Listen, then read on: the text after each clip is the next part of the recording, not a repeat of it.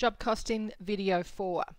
Now, just going back to video 2 and video 3 where we did the sub-locations or the actual jobs from our timesheet with Buddy, our employee.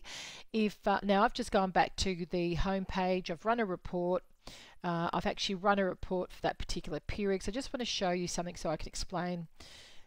Now under the 7th of the 7th, that one there, I've had to go back in and add another location into QuickBooks Online, which I'll show you when I go into QuickBooks, because I wanted to make sure that when we ran the other report, which is the report by customer, by sub-customer, that the variation would come up. So don't forget, you need to also set up a location called job 1 variation 1 that goes with that job, of course. And then again, under the customer name, you don't pick job 1, but you pick up variation 1.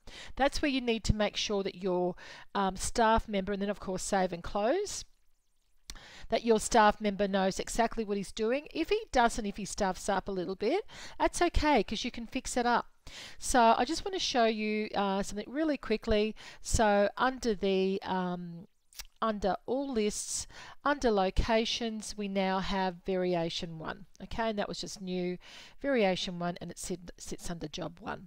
So let's go back into employees really quickly. And I'm just going to bring in that import timesheet again. So I had to delete it because I wanted to show you what it actually looked like.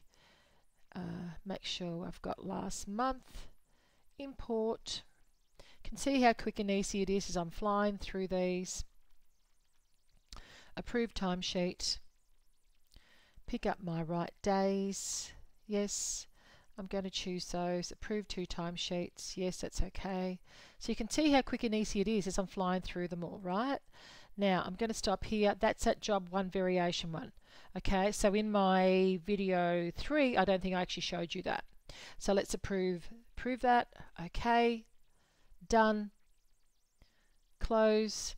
So now I'm going to run that pay run, and it's weekly. I just take it back to that, I think it's the 7th, and we're going to pay on the 7th. Yep, no, it's a Saturday, but I'm just showing you as a demo.